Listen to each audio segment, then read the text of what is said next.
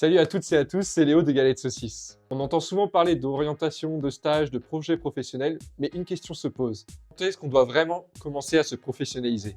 Pour en discuter, j'ai eu la chance d'accueillir deux profils complètement différents. Luna, lycéenne et ancienne mini-entrepreneuse pleine d'énergie. Et Benoît, du Crédit Agricole, un des partenaires clés du festival. Deux parcours, deux visions, mais une seule idée, accompagner les jeunes dès le plus jeune âge. Je vous laisse maintenant découvrir cet échange passionnant. Il me semble que si je dis pas de bêtises, Entreprendre pour apprendre accompagne des jeunes de 9 à 25 ans, même peut-être au-delà par moment.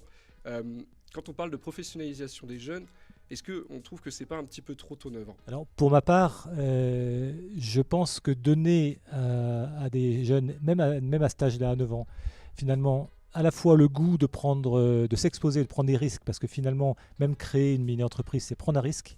Euh, et, et à la fois travailler sur finalement la confiance en soi, qui est inhérente aussi à la création enfin à ce type d'exercice.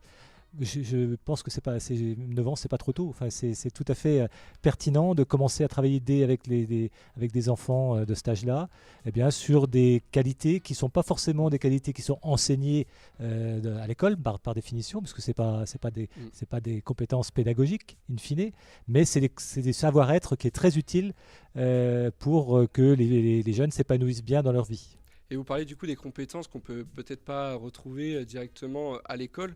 Est-ce que par exemple toi Luna, qui a créé une mini-entreprise, t'aimerais peut-être qu'à l'école on retrouve peut-être certaines compétences qu'on travaille pour créer une entreprise, pour qu'on soit peut-être plus proche du monde entrepreneurial? Enfin, toi en tout cas, quel est ton ressenti là-dessus? Ça permet de découvrir plusieurs métiers et qu'on connaissait pas forcément ou qu'on n'avait jamais vu, et du coup je trouve que ça permet de découvrir un vaste projet.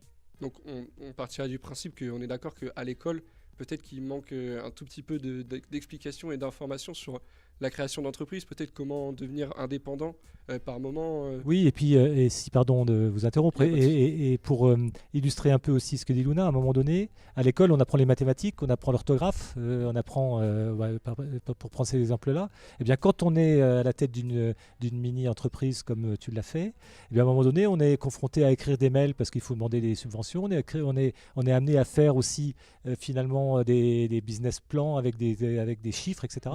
Et donc, c'est ce qui est très intéressant dans le modèle, c'est que ça met en application concrète des concepts enseignés qui sont parfois un peu abstraits pour les enfants.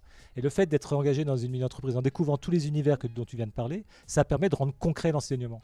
Et ça c'est sans doute, enfin en tout cas j'ai ma conviction, c'est un surcroît de motivation aussi pour les jeunes pour s'engager et pour apprendre. On parle de l'importance de ce que c'est, mais concrètement, qu'est-ce qu'on peut faire selon vous pour que les gens puissent apprendre? Typiquement, il y a l'association Entreprendre pour apprendre qui intervient directement là-dedans, mais peut-être qu'il y a d'autres initiatives qui pourraient pousser les jeunes à s'intéresser à ce monde-là, et que également les entreprises viennent peut-être interagir là-dedans. Oui, vous avez raison. Je pense qu'il y a un vrai enjeu et un défi pour nous, j'allais dire adultes, c'est de rapprocher les mondes. Peut-être qu'effectivement nous souffrons trop d'une certaine forme d'éloignement entre l'enseignement et l'entreprise. Et je vois, moi, dans les initiatives qu'on porte avec EPA, avec d'autres, que quand nous avons la chance de pouvoir réunir les deux mondes de l'enseignement et de l'entreprise, de pouvoir faire partager nos savoir-faire, nos convictions, nos problèmes, nos difficultés, nos ambitions, etc., eh bien, ça permet de mieux se comprendre et ça permet d'améliorer effectivement l'accompagnement des jeunes dans leur professionnalisation. Et du coup, c'est vrai que du coup, il y a toute une interaction à avoir avec les entreprises, les jeunes. Est-ce que, du coup, Luna, je vais me tourner vers toi. Est-ce que toi, ça a été facile? Parce que c'est vrai que le monde entrepreneurial peut faire peur quand on est jeune. Est-ce que toi, ça a été facile? Comment tu as proposé le projet? Parce que forcément, plus on est jeune, à mon avis, plus on a peur du monde entrepreneurial. Et c'est vrai que je trouve qu'il y a un vrai objectif et un vrai questionnement à avoir sur comment appréhender les jeunes et comment les amener directement dans ce monde-là. Est-ce que toi, tu avais peut-être des craintes, des peurs? Mais au final, tu as accepté, tu as été content du résultat?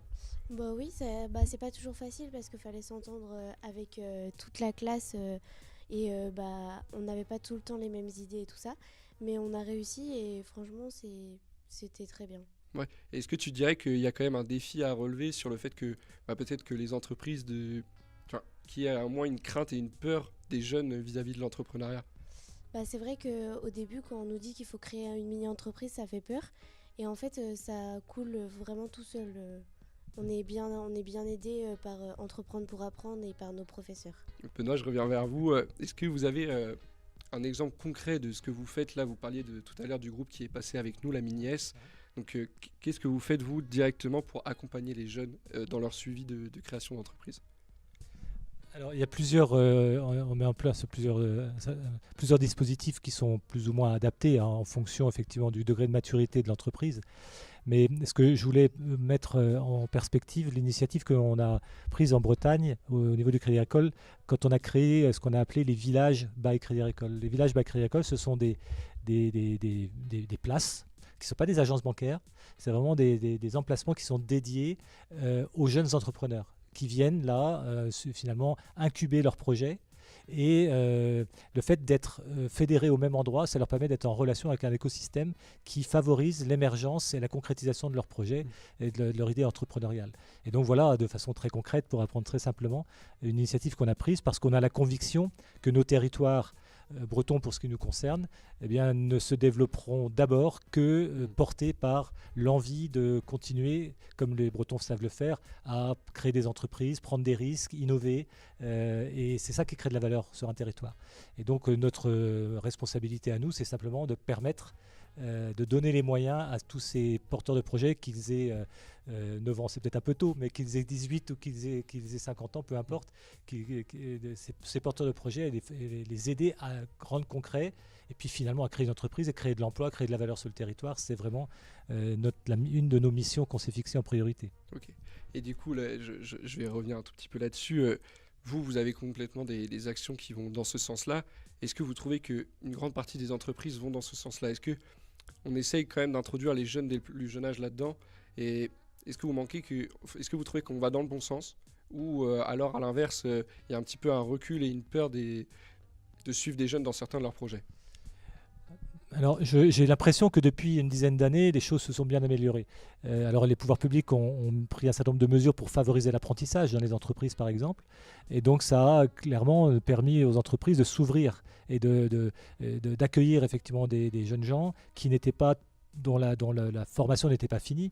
Et donc, ça, ce qui était un peu plus difficile il y a une vingtaine d'années, où on disait, bah non, tant que tu n'as pas ta deuxième expérience, je t'embauche pas, quoi. Donc, et là, quand même, les entreprises ont beaucoup mûri cet aspect-là et se sont beaucoup plus engagées globalement sur la professionnalisation, notamment au travers de l'apprentissage et de l'accueil de l'alternance. Donc, ça a été vraiment un virage important qu'ont pris les entreprises depuis plusieurs années. Oui. On va pouvoir conclure là-dessus. J'aimerais que vous fassiez peut-être en quelques mots un résumé de vis-à-vis des jeunes, envoyer un message aux jeunes qui auraient peur peut-être de se lancer dans le monde entrepreneurial. Est-ce que vous aurez un message à faire passer, peut-être Luna dans un premier temps, et puis on finira par Benoît? Ne pas avoir peur et tenter. Et puis de toute façon, tout ce que vous allez faire, c'est pas un échec et faut tester. Qu'est-ce que vous voulez que je rajoute? C'est parfait. Vrai, ce que dit Luna, c'est exactement ce à quoi on aspire. Parfait. Donc tentez, osez, ayez confiance en vous, c'est génial. Parfait. Entre partage d'expérience et regard pro, cette table ronde a apporté plein de pistes très intéressantes.